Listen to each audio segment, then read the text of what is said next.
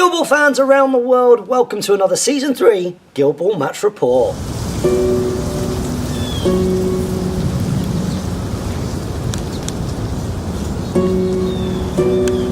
You're of course here with your Hotgates Gaming host, James, back again with more Guild Ball.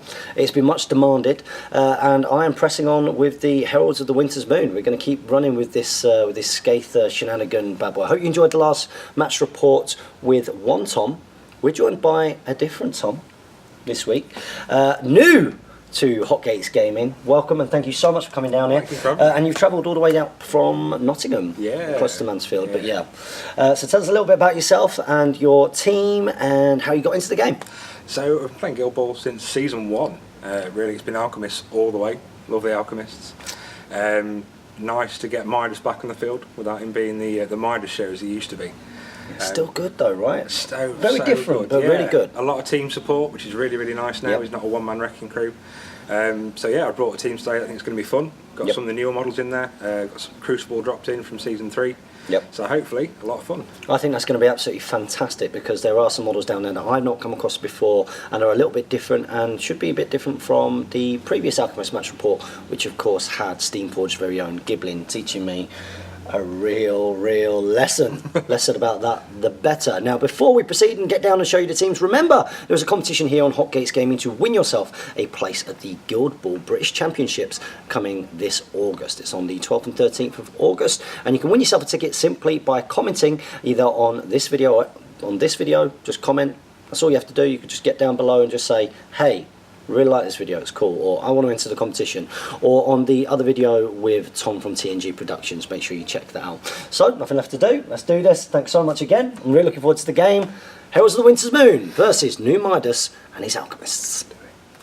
Here we go, it's Midas and his very beautiful looking Alchemist. I must say, this team looks amazing. Talk us through them. So on the left there we've got Vitriol, who's hopefully going to be a goal threat all game, not dying early as she normally does. Next to her we've got the new girl Crucible, who's going to be hopefully making the most of the conditions, looking for Yakar's trap just to get a bit of extra depth. Never played against Crucible before, so that should be quite interesting. We've got the little robotic waiter Flask coming in just to drop some smoke around for me and hopefully get some intensifiers off. The man himself Midas. Next to that we've got Immortan Joe, as we call him. Veteran Catalyst, who's a lot more interesting looking than regular Catalyst, so I thought I'd bring him out. Very cool. And then on the far right hand side we've got the staple Mercury, hopefully throwing some fire around and burning some hunters. Very cool, but I don't think we can move on without mentioning that absolutely beautiful goal down there. Really looking forward to playing this team. Looks stunning on the pitch. Let's get over and have a look at the Heralds of the Winter's Moon.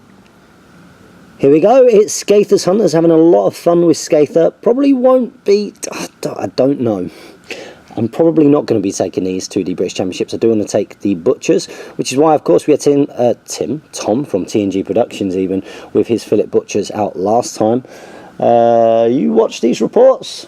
I do. Do you want to ignore the spoiler? Do you want to put your fingers in your ears, or do you mark my mind? I'm fine with the spoiler. So this team absolutely rinsed Tom from TNG and his Butchers. They smashed him. It was a 14-3 victory to them. Whether that will be the same this time round, I'm not so sure. Alchemists are tricky, but we've got Skaatha, we've got Jaco, we've also got the Wolf Snow, we've got Veteran Hearn, Ulfa and the Bear. It's the same lineup as last time. Whether this is the lineup that I would take against the opposite team, I'm not as sure, but it worked last time out, so let's see if we can build up some consistency with that. Let's see who is going to be kicking, who's going to be receiving. Here we go, let's see who's kicking, who's receiving. I get a 1. You get to choose. Would you like to kick or would you like to receive? I will receive, I think. I'm going to receive the ball. Here we go. So it will be the Bear that is going to be looking to kick out. And of course we've measured this. He's just going to trundle up his 4 inches into that position there. And he is going to attempt to kick it over the line. So is it a successful kick? He's only got a kick of 1-4. It is a successful kick, which could be handy. So it's going to go in the direction of 3. And it's going to go 3 inches in the 3. Now will I want to re-roll that? Let's have a little look. So 3 inches, 3. I'm going to keep that. We're going to place that ball down and we'll go to allocation of influence. The ball's been kicked out and the Alchemists have allocated their influence. So what have we got down here, Tom? So we've got 4 on Vitriol, who's hopefully going to scoop the ball up and get rid of that. No, none on Flask. Nothing for him to turn 1. A couple on Mercury, hopefully throw out some fire. An optimistic 2 on Catalyst, just in case someone gets within in range. 3 on Midas, just to move something about, and then 2 on Crucible.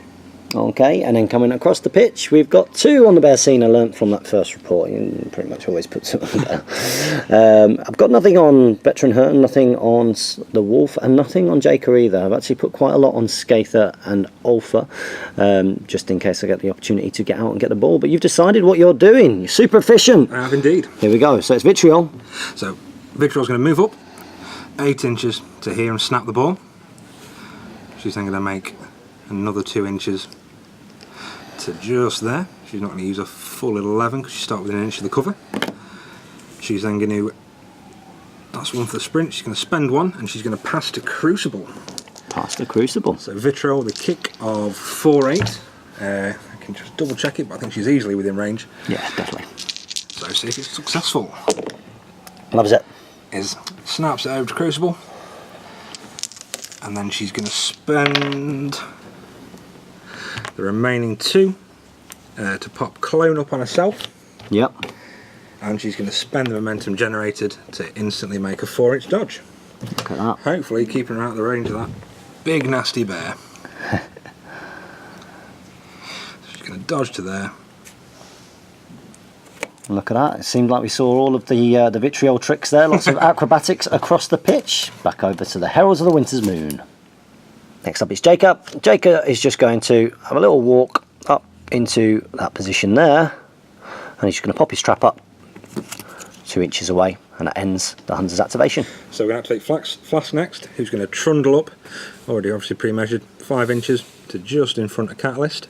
And then he's going to use his inbuilt smoke just to put a bit of cover on the big man. In fact, we're not quite moving that far. That was very silly. There we go, that's Flask done. There we go. Next up, Veteran Hearn, who's just going to hobble. He's 4 inches, or less than 4 inches, just so that he is within an inch of the cover there, which is then going to throw it back over to the Alchemists. So we're going to activate Mercury, who's going to take a walk 5 inches up, trying to keep that rough ground between him and the big gribbly bear, and then he's going to throw out a Fire Blast. So it's just going to clip Cena's base there, placed within 8 inches, and 2 to hit. I believe it's 2s. 2s it is. So it's going to go off. So we have a Burning Bear, and that's 1 damage as well? 1 damage because of tough hide, yeah. Down to 1 damage from 2 because of tough hide. So we'll mark that off, and it's back to the Hunters. And we're going with the Wolf next, Snow, who is just going to trundle next to the cover into that position. There we go, just making sure everyone's in range there. Back over to the Alchemists. So we're going to activate Crucible next, who's going to start off by spending 1 to pass to Midas. So 3 dice kick. Loves it. And she loves it. Pops over to Midas, who's then going to make his free dodge because of his free teamwork action, or 1 less for teamwork action. So he's going to dodge up 4 inches to there, and then Crucible's going to spend a remaining point to sprint to here, maybe a little bit back, and just hug that cover. And over to the Hunters. So I've got the bear, Cena, still to go. Doesn't quite make sense for him to play his cards out yet because he's obviously covering quite a bit of the pitch. Got Ulfa over there who's not really able to do anything with his free influence, so Skaatha is probably going to go next. Maybe wouldn't normally have her go at this point, but she enables the rest of the team to do stuff, and that's what she's going to try and do here. So first of all, she's going to pop up the fast ground, and she's just going to pop it behind her and Ulfa, just so that it touches their bases, like so. She's always got to do that at the start. She's then going to generate a snowball and kick the snowball for 1 to the bear. She's got a kick of 4 and 6. That's definitely within 6 inches. I'll measure it out just to make sure in a second. So is it successful? Oh, it's not. It's not. So the ball doesn't get to him, so I'm not going to be able to do the 4-inch dodge with the momentum that I would have gained to bring him forward, which was the plan. I'm then going to do the Blessing of the Moon Goddess on Ulfa, which gives an extra dodge result, which should be handy. And then I'm going to spend 1 to sprint her up into that position there in cover, where she is then going to throw out the Cold Snap, which is 2. which costs 2. And this, of course, is snared and also snared and 1 damage. So does it hit in 2s? It does hit. So Catalyst is now snared, and he's taken 1 damage unless he's got tough hide or anything. And that's actually going to finish Skaatha's move. So not exactly what she wanted to achieve, but something nonetheless. Let's go back over to the Alchemists. So I'm going to activate Midas. He's only got his 3. He's not rocking the Midas Tower of old. And he's just going to advance. Oh, and fall over. He's going to advance to just there. So 6 inches away from Catalyst. Just within 6 of Catalyst. He's going to spend 1 to pass off to Crucible. So with Ulfa getting that extra threat range, we want to pull her back out of that. This is where you roll the 3 highest on your 4 dice kick. No, he loves it. Fantastic dice today. And again, all pre-measured, she's just going to use that momentum to dodge back here. And dodging out of Ulfa's threat range. She is indeed, and taking the ball with her. Midas is then going to use his remaining 2 to cast Law of Gold on Catalyst. So there's no rolls needed, it goes off for free. Yep. That means Catalyst is going to make his 5-inch jog towards Midas, not directly towards, so he can veer off a little bit. So he's just going to come round. And he's going to stand in front of Vitriol. She can hide in that gargantuan shadow. Looks good. So there we go. We've only got Veteran Catalyst to go for the Alchemists, and we've got Ulfa and the Bear to go on the Hunter side. Let's see what we choose to do. Yeah, Tom has rightly pointed out, the snowball miss did scuff at me. Because the Bear is a long way from anything. So, you recognise the threat of Ulfa on Crucible, so you've moved her well out.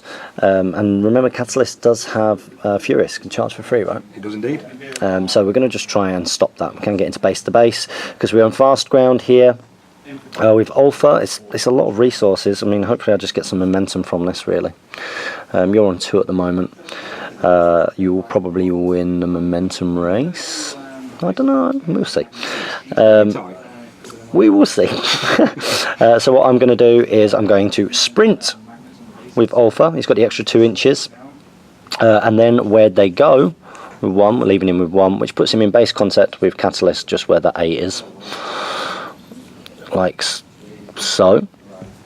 Okay, and then he is going to hit the big guy for 1. So I do get +2 tack. Is that just for charging? I will just check that. Lone Hunter. No, he just gets +2 tack. So I've got 6 dice, and you are snared as well. You are at -1 for Midas. An inch. -1. Him out of the way. Did I have room to be out of the way? I think. Yeah. Okay. Yeah, we'll do that then. It's more the models that have stopped them from. The twisting of the swords. Get the swords out of the way. So we've got 7 dice. Thank you for noticing that. We've got 7 dice here, needing 2s. Any armor? 2s and 1. 2s and 1. And it's good. So 1 comes off. And we get 6 hits. So remember, he does have Blessing of the Moon Goddess on him, so he does have an extra dodge available, which is good. So we'll work out what he's going to do with those 6 hits, and we'll go from there. So this was more about the momentum, and with that in mind, we are going to do the Momentous 2 damage and also the Momentous dodge. Of course, we do have the Blessing of the Moon Goddess. Blessing of the Moon Goddess, so I will use that and just move round into the side of Catalyst there. So back over to the Alchemists. So Catalyst is going to try and clear Ulfa out to get his furious charge back. Hopefully we'll get some double pushes, and that'll be able to clear him out so I can do something useful. So first attack, paying 1 for that. So he's tack 8. Tack 8 and Vitriol as well for the extra dice. I don't think she's close enough. She is, you've got a good eye. Absolutely. There we go. So needing 4s here. So here we go, first attack. Well, take out the misses. Well, just less than average. 4 hits, which is your double push. Just enough for a momentous double push, so we're going to push him out to the extent of Catalyst's 2-inch melee range. Yep. So still engaged. Yep. That's 1. And then we'll spend the other one. Make another attack at -1 dice this time because we pushed him out of Vitriol's engagement range. Yep. Okay, so need 4s again. Second attack. Whoa. Average again, 4 hits. Yeah, 4 hits. So we will do another momentous double push. Another momentous double push. We're just going to edge him just out of my engagement range. But into range of Flask. Into range of Flask. I'll move a little bit just to make sure of it. You can have the cover, because that will cancel out with the crowd, that's fine. Absolutely. And then Catalyst is going to charge. So you get your free charge. Does indeed, he's got 2-inch melee range. So he's going to come back a little bit and just stand there. Now, just out of interest, you might be able to help me here because I don't understand. When a model declares a charge against an enemy model for the duration of the charge, the enemy model must... Oh, no, that's something completely different. Ignore me, YouTubers! So, let's scoop out a couple more dice. Absolutely. So you need 4s here. +1, -1 to the cover and then Flask. So we're rolling 12 dice in total, 2 of which are the very generously gifted. Have you got any of those ones where if you cause damage you get to hit again, or...? No, nothing like that. Nothing like that, so it's just going to be one roll. Just going to be one roll. Okay. Don't have to worry too much. Yep, okay, here we go. What do you get? Oh. See, a lot of 3s. Yeah. It's still not bad, it's not bad, it's not bad. It is still a wrap. Still a wrap, which is what you wanted, right? It is indeed. So... I stand corrected, it's not a wrap. No, no! A playbook of 7. No way. Oh, very dear. So we are going to go for a momentous 3 and a double push. A momentous 3 damage and a double push. So we're going to push Ulfa back over here and just jam up the centre of the field a little bit more. Cheers. Just shifting him around where I want him to be. Yep. So that's Catalyst done. He's going to spend one of those momentum to clear conditions. Just get rid of Snared, so I'm not going to worry about it next turn. Yep. Which is going to leave me on 4 momentum in total. 4 momentum. So we'll flip that over, and then finally it's going to be the bear. So welcome to the Cena predicament, caused by Alpha's inability to kick a snowball with 4 dice. But it's a dice game, and it's gone the other way many other times as well. Now, Cena, I mean, is going to have to use a point of momentum to get rid of that burning, because you don't want the consequences of what happen if you leave that burning on going into next turn, right? I think that makes absolute sense. That's got to happen. Now, he can actually spend one, he can spend the momentum, clear the burning, use the influence to sprint round, and he can actually get 2 inches away from Mercury, which he could then spend another influence to hit Mercury and likely get a momentous knockdown, you know, of two hits. So you get your momentum back for that. He's then a little bit out of the way though for what's going on the pitch. What I actually think is a better idea is what we're going to do here. So we're going to spend the momentum to clear the burning, which I think is key, and he's just going to run up into this position, spending 1 point of his influence. 1 will be wasted into about that position there, which I'll measure out perfectly in a second where he needs to be. But that ends it. So there are no conditions on anybody there. Obviously clone disappears, the burning patch comes up, and you are on +3. So this is where you roll a 1. Do you want to say the words? Anything but a 1? And anything but a 1, buddy. That's a 3, which takes you up to 7. So I need a 6 here to match you. Yep. The jump. Ah, it's a 5. So it's not good enough. So you get to choose whether you're going to go first or second. I'll go first. You're going to go first. Here we go. So after allocation of influence and Tom deciding to go first, you have done the following. So I've got 2 on Crucible, 3 on Midas, 4 on Vitriol to hopefully do something with her, 2 on Catalyst, and nothing again on Flask, and 2 on Mercury. 2 on Mercury, and in the meantime I put 3 on Alpha, in case he survives. 2 on the bear, because that's what you got to do. I've put 4 on Skaatha over here. Then on Jacob. The Jacob problem is real. Yeah, it's very tempting because you get the momentum, stuff like that, put out a reasonable amount of damage, but in this team it's not always what you want to do. And I've actually put 2 on Veteran Hearn there, just in case he might be useful. Nothing on the Wolf, and you know exactly what you're doing, right? I do indeed. You're going to do your free charge? I am. Catalyst is going to move up, just within 2 inches of Ulfa, just there. Yep. And he's going to make his first attack. He's going to make his first attack. So he's going to be on attack 12 because of the charge. Absolutely. So attack 12, needing 4. Oh no, fickle gods of fate. Why? Why would you do this to me? You only got 4. Just the 4 out of 12. And what did you want? I was hoping for a wrap, if I'm perfectly honest. Yep. I would have quite liked a non-momentous 3 knockdown and a 1, but it was destined not to be. So instead, we're going to use a momentous 2-inch push. Momentous 2-inch push. and just push him to within an inch of Flask. So we'll take the crowd out bonus. Yep, so you're going to get the extra dice there. Okay, so then you're going to spend one? Indeed, I'm going to spend for another attack. Yep. Which is now attack 9 because of the crowd out from Flask. Absolutely. And I hope it's a slightly better roll this time. Good luck. No! It's a 50-50-ish, slightly less. That's not too bad actually, I missed that 4.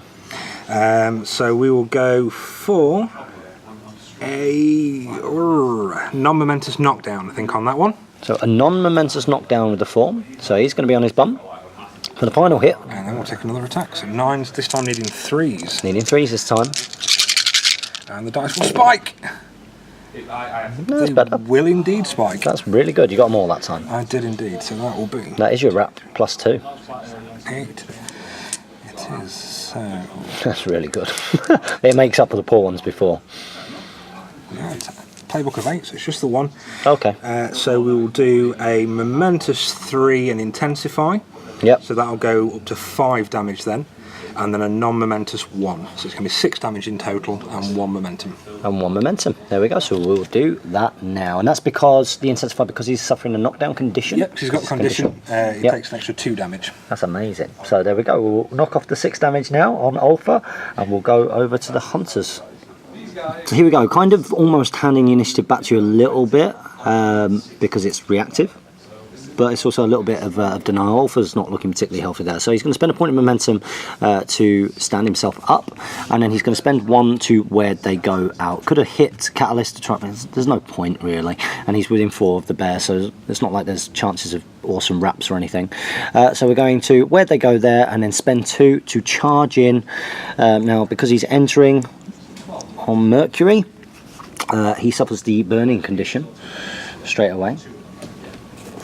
There we go. And I have +2 tack because I'm more than 4 inches away from any of my team. And then I've got -1 because you're in cover, aren't you? You would have been. You would have meant to be in cover. So I'm -1 of the dice. So here we go. And the charge in needing 4s and 1. Indeed. Not changed. 4s and 1. So we've got not fantastic, but it's what we're doing it for, which is we got 3 there. So with the 3, I'm going to do a momentous dodge. I'm going to do a momentous dodge, and I'm going to spend that point of momentum straight away to heal Alpha. So we're going to start off, we're going to go with Midas, who's going to spend 2 for a Lure of Gold on Catalyst, and the big man is going to trundle across and just block Vitriol from the bear, because that thing is terrifying. He's then going to take a walk forward and spend that last 1 for a cheeky swing at Skaatha. Cheeky swing at Skaatha. So attack 6, down to 5 because of your cover. Yep. And oh, just the 1. Just the 1 hit. So we're going to take a momentous dodge. A momentous dodge. We're just going to close that distance. So you put yourself into base contact. Indeed. And there we go. That's it for Midas. So it's going to go back over to the Hunters.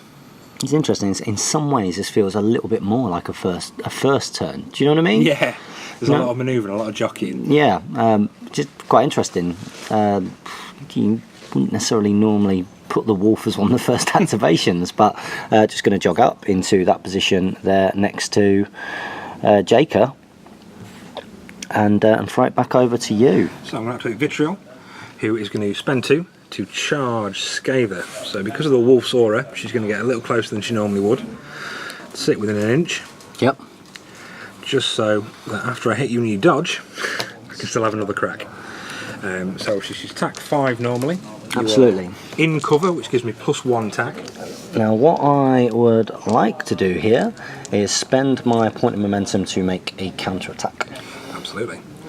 So we go up to attack 10 total. Yep. And I'm going to declare hidden damage. So if I do cause any damage to Skaatha with this attack, it's going to be a +1. Yep. So 5s. Oh, very dear. Just the 1. Just the 1. So we will take a non-momentous 1 damage because that's the only result I can take. 1 damage. And because I've taken the damage, I'm going to dodge, do my inch dodge. Why did I do my counter attack? I didn't need to because I've got the dog. I shouldn't have done that. Right, okay. Back down to Skaatha. I'll work out what I'm doing. So yeah, I mean, I'll do the counter attack anyway, because she's got a double dodge on 2, but she's unlikely to get it. But so I've only got 4 dice here because of Midas. So can I get the 2 results? I'm going to see a double hotcakes gave me 6 here. No, I don't. No, I don't. Just the 1. So I've got the 1 each dodge, which I will take. Here we go. So back over to Vitriol. I'm slightly more than an inch away now. Yep. So we're going to make the second attack with Vitriol. And I'm outside of cover now, Tom. So I'm tack 5. I think I'm still +1 for Midas. Yep. So it's tack 6. So hopefully slightly better roll than last time. Oh, 5s. You get 2. 2. That's not too bad. So for that one, we will take a momentous push dodge, because what are alchemists without push dodges? Absolutely. Just go and watch Laboratory Longballs season 2. Yeah, got hotcakes gaming. And we will slide Skaatha Back in. back into base to base with Midas, and then we'll dodge Vitriol. She's dodging slightly away. Slightly away, and with that last point of influence, we're going to throw out a smoke bomb, and that's going to take me a second to position that one where I want it. No worries. So we'll come back when the smoke bomb's done, and we'll see what the alchemists are doing. So Vitriol's positioned a smoke. She's thrown it out just in front of Crucible to hopefully give the albino a little bit of cover as she runs up.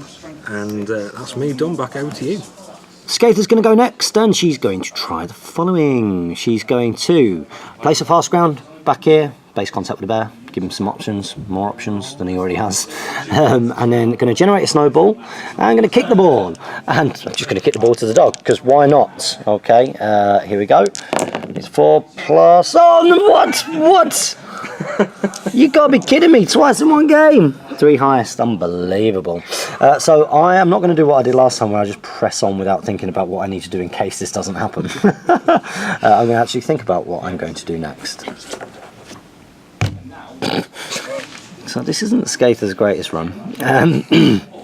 Of course, got the option I could chuck out some cold snappage and the like, but I think that she just needs to get out of there a little bit now, to be honest. So I'm going to spend 1. I'm reduced to tack 4 because of the Midas crowd now. I'm going to hit Vitriol. I do need 5s. So here we go. I get 1, which is enough to do what I want to do, which is a momentous, reasonably important, a momentous 1 inch dodge. I'll do that now. I'll be getting out of Vitriol's way, and then I'll try and hit Midas. So of course I wasn't a full inch away from Vitriol, so I'm still in Vitriol's engagement, but I'm no longer able to hit Vitriol. So I'm going to hit Midas here. Now I would have -1 for Vitriol and -1 for the cover, which would only be 3 dice. And I'm going to bonus time using the momentum that I just gained before, because I'm just trying to get her out of dodge. So that's 1 more, 4. Is that right? Yep. So here we go. Needing the 5. No armor? No armor on Midas. No armor on Midas. I'm sure the changes. Oh, you're going to get a 1. So momentous 1 inch dodge. So I'm going to dodge away from Midas and Vitriol, and she's then going to run somewhere way over here. So Mercury's got no stomach for a fight with Ulfa. He's a big scary dude. So we're going to walk out, and we're going to take the parting blow from Ulfa. So I'm going to take the parting blow, which of course you take at the point that you leave. So I'm tack 4 normally, +2 because I'm outside of 4 inches, +2 because of counter attack. That's right, isn't it? Okay, and 4s and 1. And we miss those, and then there's 1 as well. So it's 3 hits. Bear in mind, there's not really a huge amount that I could do. I'm going to do 2 damage. 2 damage. Oh, so having taken that 2 damage on the way out, Mercury is then going to throw out his fire blast. He's trying to hit Skaatha, and he's trying to hit Cena. So who are you going for first? So we'll go for Skaatha first. In the 5s. Ride this lock. Oh! And he gets it. So she's going to be burning. 2 damage and burning. 2 damage and burning. Bear as well. Hey. The bear as well. So 1 damage and burning for the bear. 1 damage and burning. So we're going to whack those burning conditions on now, and we'll move on. Next up, Jaco is going to run through the fast ground, avoiding the fiery pit of hell there. Getting a +2 and just going into base to base with Catalyst there, providing a bit of crowding out later on perhaps.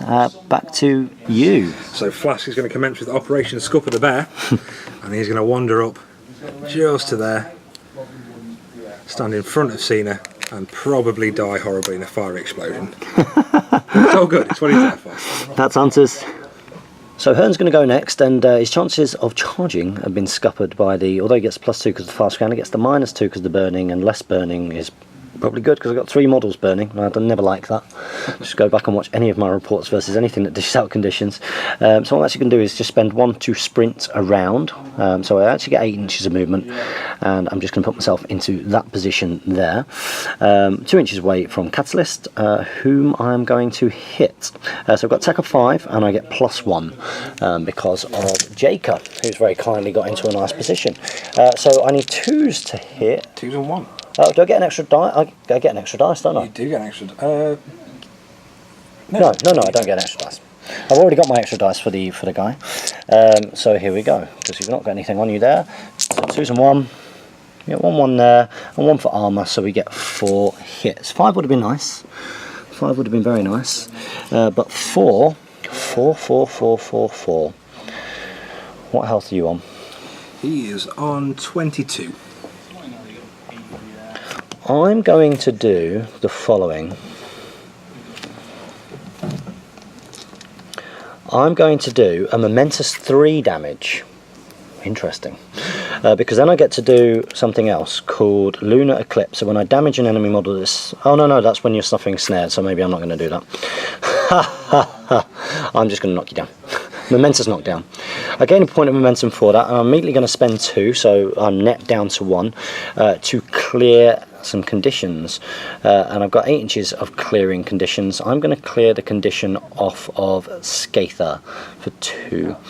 So Skaatha removes burning, which I'm fine with, and there we go. We've got a knockdown Catalyst. It's back to the Alchemists. So I was considering bringing Crucible across to sort of support Catalyst and also get that 4-inch covalence aura around all these burning models, but I've realised that unfortunately if the bear clears out Flask, he can do horrible things to our poor defence 4 Catalyst. Sorry, Crucible. So rather than going to support the big man, she is going to instead sprint up with this nicely pre-measured position here in the cover, and she's going to try and pass to Vitriol. So she's going to 3 dice on the pass. 3 dice on the pass, need that 4+. Smashes it. Successful again, and Vitriol's immediately going to spend the momentum to make a 4-inch dodge. 4-inch dodge. And she's going to come directly along this line back. Oh, interesting. To sit there. So I'm going to go for a little bit of a 1-2 up the flank with Crucible and Vitriol. Very interesting. That is interesting. I think you'd come a bit more this way, but that's quite interesting. I like that. Okay, so it's going to go back over to the Hunters for the final activation, which is of course Cena the Bear. Cena! Here we go. At the start he gets to do his intimidating roar and blow you away, and we're going to blow you back the 2-inch point to there. I'm then going to spend my only point of momentum to clear my burning, and I'm going to get my furious charge. And my furious charge, I'm just going to position myself probably so I'm outside of the 1 inch of flaw. So I'll just make sure I've got that now, and then we'll come in with the ridiculous number of dice. We've got 2 crowding out. You're knocked down, that's an extra 1. We've got a 4 from charging the 7, so we've got 14 dice needing 2s, 1 armour. Many dice. There we go, Catalyst, or Veteran Catalyst, he is on 18 health. Okay, so needing 2s, 1 armour. I can see a few ones. Not enough to completely upset me. And then 1 for armour means that I get 10 hits, which is plenty. Cena's playbook is 6 long. So I'm going to do the following. I'm going to do a momentous bear hug, which is 4 damage and the bleed. And then I'm going to do a momentous 2 damage, which is 6 damage in total. So if I keep going that way, I will probably take you out. Here we go. So we're going to take that one off. We lose the 4 for the charging. Let's see what we can do. And there's 1-1 that time, and then 1 comes off because of armour. So there we go. Again, we're going to do the momentous bear hug for 4 damage. And then we're also going to do a non-momentous 1 damage. So a total of 5 damage. Final one, here we go. So he's got 7 left. So going to kill him with the bleed regardless, I hope, unless it's a really bad, which it won't be. We get 1 off there, and then 1 for armour, which is enough for the bear hug, which is another 4 damage. and then we might as well take the momentous push as well, because the bleed will kill him. So that is fantastic. So we got 2 extra momentum there, which is going to put us on 5. Now you're on 3 at the moment. Indeed. You are. So I am then going to spend 2. Burning condition gives 1 damage. 1 damage and -2 move. So 1 damage in the maintenance phase, yeah. So I'm then going to spend 2, so I'm on equal momentum as yourself at 3, to then heal Ulfa by 4, just to protect him a little bit. So there we go. We're going to go to the maintenance phase. Ulfa obviously heals up 4, and then takes 1, so just a net of 3. So he's up to 8 health now. The fast ground and the burning disappear. The bleed, and therefore resulting from the bear hug, will kill Catalyst, who I did check doesn't explode or do anything crazy, which was important. There we go, and that puts the hunters ahead on 3, at the moment. So we are matching, my friend. We are indeed. There we go. What do you get? Oh no! What'd you? Oh no! It always happens. Oh, take that. It's okay. I've got a 6. No, you get to choose. That's interesting. Okay, you get to choose. What do you want to do? I'm going to go first, and we're going to try for a goal. I'm going to go first and try for the goal. So we're going to come back after allocation of influence. Giant Element Games moment, turn 3. Remember, you can support this channel by checking out the link in the video description below and purchasing through that link. It does help me massively, and if you use the code JAM2166, you also get double store credit. Good way of helping the channel if you can, and if you buy from Element Games anyway, it's massively helpful. So we've allocated influence. You chose to go first, and what have you done? So we've got 2 on Mercury. We've got some nice groupings there for a possible Fire Blast. 1 on Flask, just for the possibility of a cheeky Intensify. Always fun. We've got 3 on Midas, 4 on Vitriol, and then 1 on Crucible, just to hopefully bring her back into the game a little bit. There we go, and Ulfa has got 2 over here. We've got 4 on Skaatha, 2 on the bear, of course. We've got 2 on Jaker as well. He's actually earned himself a couple, and Vethern has got 1. Nothing on the wolf. So we're going to go straight into that turn 1 activation, because you know what you're doing, right? I do indeed. So Vitriol is going to start off by charging Snow. Yep. Drop a marker because we want to be right at the edge of my engagement there. Yep. First of all, she's going to drop smoke on herself. I should have said that. Yeah, no, that's absolutely fine. Give herself the extra 2 inches of movement, and then she's going to charge to about there. Absolutely. And I'm not going to do anything here because I imagine you will get your momentous push dodge. And it is on a 2, which is what we're looking for. So it's going to be 5 attack basics plus 4 for the charge, so on 9 dice. 9 dice. And Snow is 4s, I believe. Snow is 4s. 4s and none. So that is many, many 4s. Yeah, you got a nice amount. So that's 6. So we're actually going to wrap at that. So we'll do a momentous 3 damage and a double dodge. Yep. And a non-momentous 1 damage. There we go. So 4 damage total. 2 inches of dodge. Which puts you in range of the goal. Yeah, it does indeed. So we're going to take the full 2 inches. Yep. She's probably taking the ball with her. And then we're going to spend that last one to make a shot on goal. Absolutely. So you're getting momentum to do that. She's got a kick of 4-8. 4-8, yeah. 4-8. Quite the little footballer. She certainly is. So needing the single 4+ here. Don't do a Skaatha. That's what we're going to start saying. Oh, come on. There it is. That's the goal. Yeah, you get it. So good stuff. So you go 4-3 up, and the ball is going to bounce back out. You get a point of momentum, of course. So you're back up to 1. And we're going to do the ball scatter out now. So we're going to lob it out the full 10 inches here, and it's going to go in the, I said it's going to go in the 6 inches, didn't I? It's going to go in the 5, that's not terrible, and it's going to go 4 inches, not terrible at all. So 4 inches in the 5, we'll take it to there. We're going to move the ball out into that position, if you would like to do so. And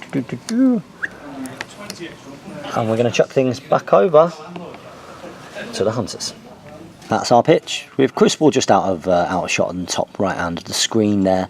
Temptation here would be, I can score. I could score with Skaatha, I could score with Ulfa. But then we're going to get that whole reboundy goodness, where there will probably be a Midas Vitriol combo snapshottiness going on there. So I'm going to avoid that temptation. And what I'm actually going to do, I'm going to activate with the bear. I'm going to activate with Cena and try and rack a bit of momentum. I think will help me a little bit more with this turn. So what I'm actually going to do is I'm going to Raw flask away, 2 inches, still engaged by Jaker, and that's then going to free up. Well, he would have been free anyway, but I'm then going to charge in just at the very edge of the 2 inches into that position against Mercury. So Mercury's 4s and 1, and so I've got tax 7, so I've got 11 dice. Absolutely. Yep. Are you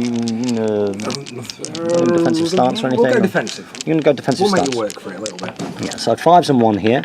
Let's see what we get. Okay, so we've got 3 there so far. These look pretty cocked. And just 1 more there. And then 1 comes off, of course, for the armour. So we get 3 hits, which isn't fantastic. But what we are going to do is we're going to do a momentous. How much health have you got? He starts off on 15, so he's on 13 currently. He's on 13 currently. He is indeed. So I could do a momentous knockdown or do another momentous 2 damage. Did you just mark that off because you thought that's a momentous 2 damage? No, you don't take him 2. Okay. Well, with that, I could run chase this.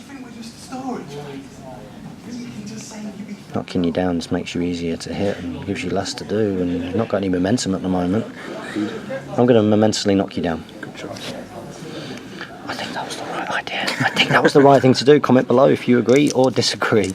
Okay, so the charging dice are going to go, and I'm now going to need 3s and 1, spending 1 to hit you here. So 13 health to chomp into. What we get? So, that's a poor roll again. So then 1 comes off with the armour. So we get 3 hits. It's going to be a momentous 2 damage. That's all. So I'm up to 3 momentum. And then I'm going to do exactly the same again with my final 1. A little bit better, but not fantastic still. I'm going to do, what are you on to? 11. I'm going to do a momentous 2 damage. A momentous 2 damage. So I've got 3 momentum gained for that, and I'm going to spend 2 of them to heal Alpha. I'm going to spend 2 of them to heal Alpha. So that will net put me down to 2, and we're going to proceed back to the Alchemists. So I'm going to take Midas. I've had a little bit of a look around, and with Mercury knocked down and not a whole lot of influence on the field, there's not a vast amount I can do. So I'm going to activate Midas, and I think this is going to end badly, because I've not left myself with enough momentum to activate his heroic and dodge out of Hearn's melee range. So we're going to take a little shuffle with Midas. He's just going to walk back this way, stay in the cover. Yep. And it's putting it into base to base. Yep. And then we're going to pay, and we're going to take a swing at Hearn. So normally attack 6, -1 because of the cover. Let's work out whether, what's your knockdown on? My knockdown is on a 5. You knocked down on 5. I knocked down on 5. 5 hits, huh? I've got 2 momentum here. I'm going to spend 1 to counter attack. I think it makes absolute sense. 100%. I think it does. Okay, so yeah, what do you get here? Needing 3s and 1. 3s and 1. So not a great roll either. So we're going to take a momentous dodge, and he's not going to move, but we are going to generate the momentum. Now I'm tack 5. It'll be down to 4 because of the cover, right? Absolutely. And it's 5s to hit you, so it's not an easy counter attack, but a couple of results here would be nice. Nothing. Oh. Now even 1 would have been handy because it's a 1-inch push. So I was hoping, but it was a fool's hope. So we're going to carry on in the same vein. We're going to make another attack. Yep. Still attack 5. Oh no, just appalling. 1 hit. Absolutely appalling. So I'm going to take the momentous dodge again. Momentous dodge takes you up to 2 momentum. And then we're going to make the 3rd attack and hope for something slightly better. I'm not hoping for too much, but that's a little bit better. So 3 slightly that better. time. 3. So we'll do 1 damage, a momentous 1 damage and a push dodge. Momentous 1 damage and the push dodge. So there we go. So we'll mark down a 1 damage on Hearn. And you can organise your push dodge, and it goes back over tiles, and that gives you 3 momentum, which is what you needed. You did need some momentum. So here we go. It's tempting to go and score the guy, especially because Midas has gone now. I could do because I've got the 2 at. I'm going to have a think actually. So some good discussion there. So when you're doing the filming, you get that kind of back and forth, don't you, where you kind of map things out. And because there is, again, now that Midas is activated, you could go and score that goal with Alpha. I mean, you've only got the 1 momentum to go and do that, which is why I'm probably delaying back a little bit. You could go score that goal with Alpha, and wherever that ball bounces out, you know, Jacob's in a position where he could run for it, which I am kind of taking away now. But Skaatha being right in the middle of the pitch, Hearn still yet to go, the dog with his ball as well. You know, it's not unlikely that I would be able to go and retrieve that ball and maybe score again, to be honest. Especially with Alpha then being in a snapshot range.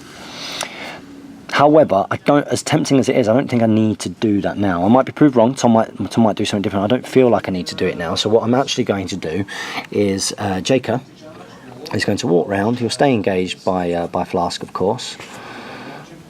Just into that position there, base con. You're on the floor anyway, aren't you? Doesn't matter too much. And I'm going to, so I get burning because I'm in the control zone there. I'm going to spend 1, I'm going to hit you. So it's up 1, down 1, because of Flask, but because of Bear. Also, anatomical precision means that I'm going to ignore your armour and you're knocked on the floor, so I need 3s here. So more for momentum generation, a bit of damage if anything. So 3s, 2 come off, so we've got 4 hits there with Jaker, who of course is the furthest card away from me, because that's always the way. I'm going to do a momentous 2 damage with the push dodge in there. Which I'll work out the push dodges and that afterwards. I want to stay engaging Flask. I can go back into engaging Flask. So what I'll actually do is I'll just move slightly away from Flask with that there, and move you 1 inch towards Flask, but staying 1 inch in. So you just no, actually keeping engaged by the bear. I don't know what I'm talking about. Okay, here we go, and then I get the extra dice then now. So the extra dice, because of being outside of Flask, so I did 2 damage, momentous there, hit you again. Wow, that's a really poor roll. A really poor roll. So I only get 2 hits that time, and 2 hits is enough, thank you, enough to do another momentous 2 damage with a 1 inch dodge. With that 1 inch dodge, I'll dodge back in, although I would have back to the shadows anyway. So I'm engaging like that. So momentous 4 damage, 2 extra momentum there, which I think is reasonably important. And with that, it's going to go back to the Alchemists. So I'm actually Mercury. He's going to spend momentum. In fact, no, he'll sacrifice his move to stand. Sacrifice his movement, stand up, so you've still got the 3 momentum. That is a smarter play. We're going to take a swing at Jaker. So we would be up 1 for Flask, but we're down 1 for the bear. So it's going to be 4 dice total, needing 4s. You get 2. So 2 hits, so that'll be a momentous 1 damage and a push. 1 damage and push. So we're gonna snug you back in. Bring you back into the fold, as it were. Nice. And then the second influence, make a second attack, 4 dice still. 3 that time. 3 hits, so we'll do 2 damage and a double push. 2 damage and double push. I think we're literally just going to pop him in there, right in that little gap. Snug. So that's 3 damage, 2 momentum. You're up to 5. Push, and some pushes. You're up to 5, which is pretty good. So back to Hunters. Snow the Wolf will go next, and he's just going to jog up into that position. There. Got loads of movement to do so. Back to Alchemists. So we're going to go with Flash next, who, unbeknownst to most people, is a savage combat machine. He's going to take a swing at Jaker. Because of Mercury with the crowd, he's got up to 3 dice. Yep. I needed 4, so... Hoping for a wrap. If all 3 could hit, that'd be amazing. No, just 2. So we're going to take a momentous push and intensify. So it'll be 2 damage, because Jaker's burning, and a push that we're not going to do, because it's all in the same result for a 1. Fantastic. There we go. So we'll mark off that damage now, and we'll go back to the Hunters. You've only got Crucible left, haven't you? I have indeed. It's not looking good. Yeah. So I was thinking there maybe using some of Veteran Hearn's shenanigans, where he could last light, spend 2 momentum to skewer Mercury, wander up, hit him, and then effectively teleport to the other side of him. You know, there might be some cool things to show off there, which I've not managed before. But because Mercury is being engaged by 2 of mine, I lose dice, so I'm not going to risk that, and I'll keep my momentum. That's what Jacob was there for last time, right? So what I'm actually going to do is just going to move up the 4 inches, 2 inches away, like so. And from there, I'm just going to take a swing at Mercury. Now I get +2 dice, some tack 5, up to 7, needing 4s and 1 armour, right? Indeed. So 4s and 1 armour. That's a really good roll. Lots of hot gates. Lots of hot gates. So 1 comes off for armour. So I actually get 5 hits, which is my playbook, I believe. Oh, so I could do, I could do. My target enemy model suffers 3 damage on the snared condition. Which, to be fair, makes more sense, I suppose. Get the 3 damage. What are you down to? 2?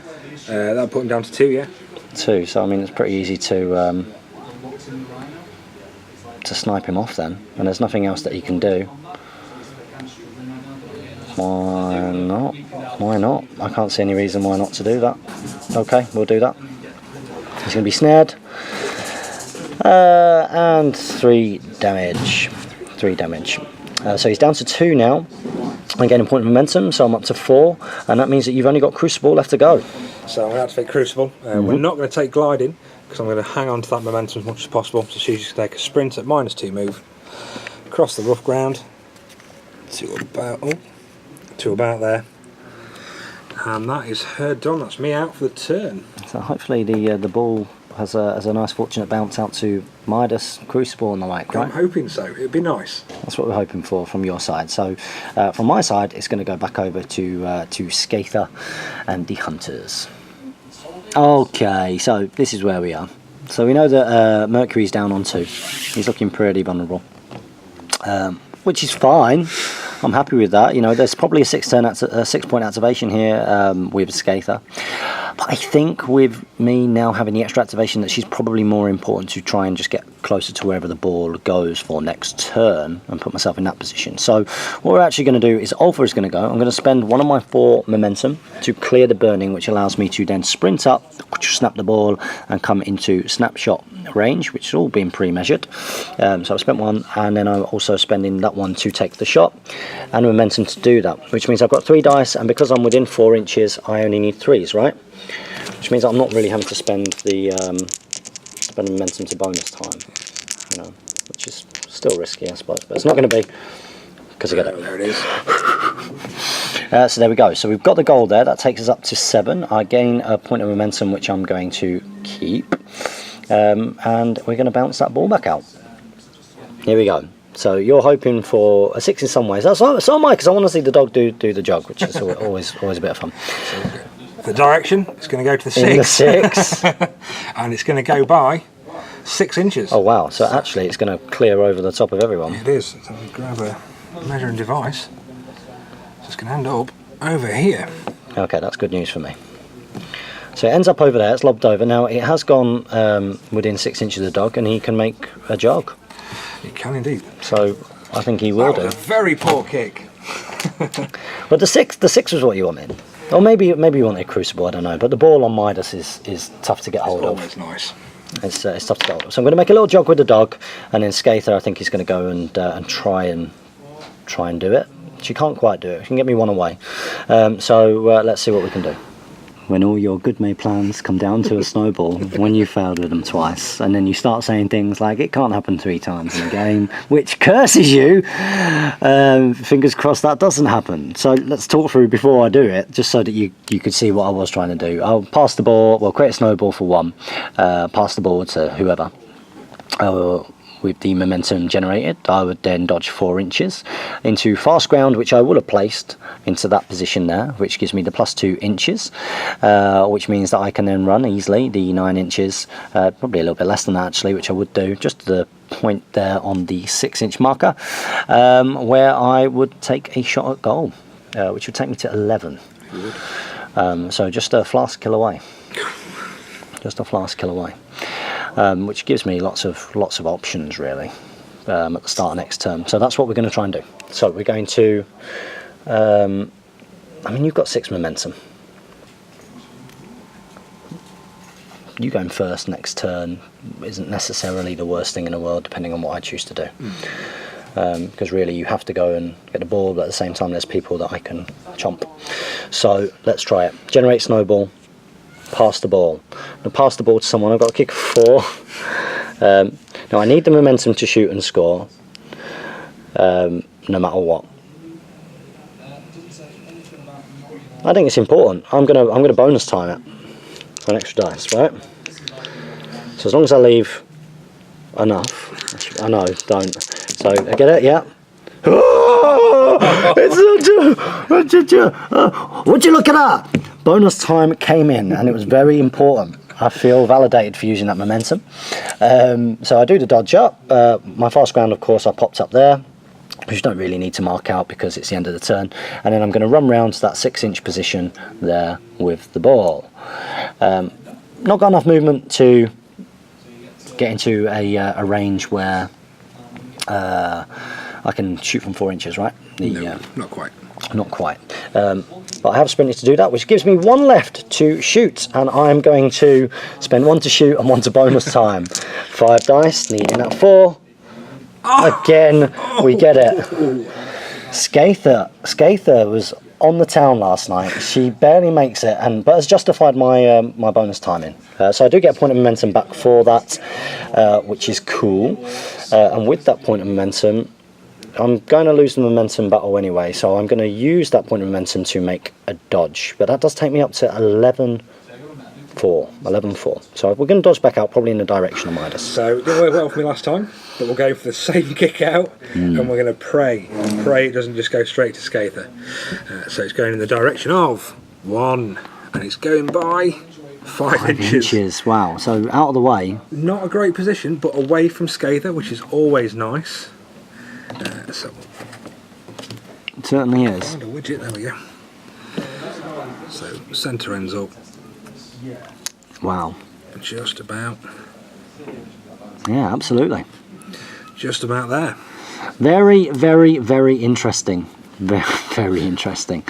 So currently 11-4, and we are going to be going into turn 4. Jacob will take some burning damage. One burning damage, is it? Yeah, it is. So it takes him down to 8 health.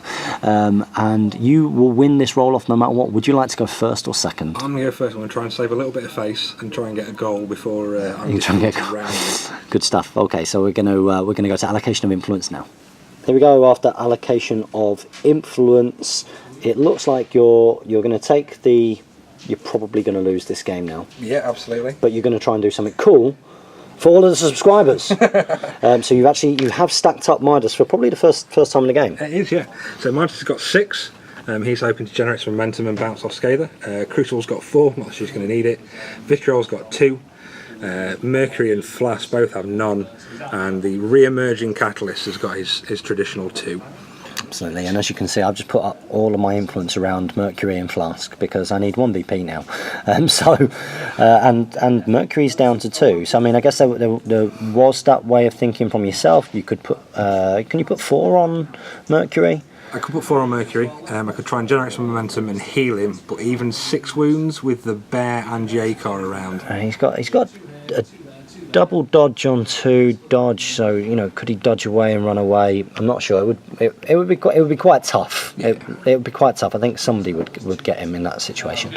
But let's show off what you're doing. So you are going to be going first with Midas. I'm going first with Midas, and we're just going to start swinging at Skaatha. Yeah. Now I'm not going to counter attack, and I'm not going to counter attack because Midas hit you 4, and I want to see what you're doing, which is cool. So let's have a little look. So the first attack. In 5s gets 1. Just the 1 hit, so we're going to take a momentous dodge, which I'm not. Oh, I will move. We'll move out to 1 inch, to an inch away. Oh, see, now you put me in a position where there's no point because you just go and do what you need to do, man. Go do what you need to do. So that's 1 momentum. So we're going to attack again. Yep. The second one. You get 3 that time. 3 successes. So we're going to do the 1 damage, momentous 1 damage, and a push dodge. Good stuff. Which takes her down to 11 health. So we're literally just going to nudge these guys away from each other. Oh, where are we? No, we need 1 more. You need 1 more. So we're going to leave. Oh, don't do that. I've done that on a match report before, where you don't calculate your push dodges properly. So you're going to move 1 more away, are you? So you get closer. I'm going to stay within an inch. So you're going to drag her that way. Drag her towards you. Drag over here. Yeah, keeping away an inch, more than an inch away from the cover. That's fine. 1 more attack. Nice, 4 hits. So we're just going to do the momentous push dodge again. Yep. So we're going to push Skaatha away. Yep, shove me away. I'm going to dive up there. Yep. We're then going to use one of my 3 momentum to use Midas's heroic. Yep. Which is going to dodge him 2 inches and give him an utterly pointless 2 armour. Yep. It's going to dodge him to there, which is going to snap the ball. Absolutely. So that is 3 influence spent. He's then going to make a sprint. In fact, can we do this with Midas? We're going to measure it out and we're going to see if he can score the goal. So Midas went back to his old ways slightly there. He was thinking about it, wasn't he? He was thinking about being the one-man show, but he's just out, unfortunately. So Midas is going to take a sprint up. Yep. Which will take him just up to there with the ball. He's then going to palm it off to Vitriol, and we're going to hope and pray that it's not going to be a snowball-like set of rolls. Don't say things like that. We've had this discussion. We know what happens. But no, it's not going to happen. We want cool stuff. Come on. Yeah, look at that. Look at that. That's what happens when both you will it. So we're going to snap it off to Vitriol, and she's going to spend 2 momentum, I'm remaining 2 momentum, to make a snapshot. Okay. So that means you need 2 successes. 2 successes, 2 4-ups. But it's going to be glorious. There's going to be loads of Alchemist symbols. We're all going to cheer, and then you're going to pound me into the ground. It's going to be glorious for both of us. Here we go. Just. I was hoping for the screamer, but yes, you do get it. You do get it. Which takes you up to 8, which is respectable, right? Yeah. It's respectable, which is why you decide to do that, and because it's super cool, and it's an opportunity to show off Midas in his new guise and some of the things that he can do in season 3, which is super cool. So we're going to bounce the ball back out. Are you going to spend any momentum to dodge him out? I'm not sure. Nah, I'm all right. It's important, right? Okay, we'll just for formalities, we'll bounce the ball out off camera, and we'll come back with some mercury munching, I think. So I think it's going to be Cena who has to go for the glory here, and there's a reason for that. I mean, Jake has got 4 on him and can reliably get off the damage. I only need to get 2, but he's in 1-inch melee, so there is a chance that you could do something, right? If you rolled horribly, I could possibly double push you and get you out of the way slightly, but yeah, I mean, so I'm going to do it with Cena because the 2 inches. So the raw, intimidating raw, can't push you back. So I am actually going to have to spend here, but I do get +2 dice, and you are 3s and 1 to hit here, and I only need to do 2 damage here, and because you're snared, I get +1 damage. So I only need 1 success here. Okay, what I'm going to do, because that's all hits, I'm going to momentously bear hug you to get the extra VP. We're going to do the momentous bear hug to get the extra VP, which will take this up to a 14, which was the same against Butcher. Sorry, spoilers. Same against the Butchers in the last game. Tom, that was a marvellous game. I think we've got quite a lot to talk about because it was really good fun. And fancy some lunch? Absolutely. I'll treat you to some lunch for coming up and filming with me today. So thank you very much. Brilliant game. Really enjoyed it. Let's go into our post-match chit-chat about this game of Guild Ball. Well, our post-match breakdown, it was a victory. Now they're on a winning streak. So they win the previous game. Now they're on a winning streak. They've taken down the Alchemists. Let's talk a little bit about how we felt that game went. So in terms of the matchup itself, you do actually play Hunters a reasonable amount. Yeah, pretty regularly. One of my regular opponents plays Hunters. He doesn't rate Winter's Moon. I know, heresy. He's very much a Theron man at heart, and I think part of what was interesting for me about his game was that it was like playing a new team. It was like playing an entirely different team, which is one of the fantastic things about coming up here and playing yourself and playing different people, is that it was an entirely different game. It came to be a little bit of a closer game at the end with the face-saving goal, but no, it was really, really good fun. I think being used to Theron, being used to Egret for hard, all that sort of stuff, they play a lot more like Alchemists. I think there's a lot more standoff and a lot more dropping conditions at rage. Yep. And they're just the goal scoring ability of Skaatha and Ulfa is terrifying. Yeah, They are pretty. I mean, I was looking at it, and I have got this little theory in my mind that with the Hunters, with the Heralds in particular, that when you're up against a goal-scoring team, so let's say you go up against a goal-scoring Alchemist team or a goal-scoring, well, just fish generally, I suppose, stuff like that. That maybe it's better to take the Fahad for the Furious, and maybe the Minx dropped in there again. Less to think about, a little bit more kind of damage output, I suppose, and momentum from that damage. But I was quite keen to try and almost carry on a little bit from the last game versus Tom, because I feel like I've kind of sussed Snow the Wolf now, and I have a better idea of how to use Ulfa. And as you say, the goal scoring threat it's there, right? It's very, very real. Absolutely. Now, what's quite interesting about that game, though, is that Skaatha, as much as I love her, she early game was really poor. Dice were not in her favour, it seems. No, they weren't. But luckily, they were able to kind of make that back. So, what's your game plan when you're looking down at the pitch? Now, obviously, you're going for the final activation goal, or at least getting in position for the first activation the next turn. Yeah, it's difficult. I think between sort of Midas, Vitriol, and Crucible. And Mercury, if I hadn't have put him up the centre. There's a lot of goal scoring ability in that team, and people don't necessarily expect it without seeing smoke. I think people see smoke, think goals, see Midas, think I'm going to come and hit you in the face repeatedly.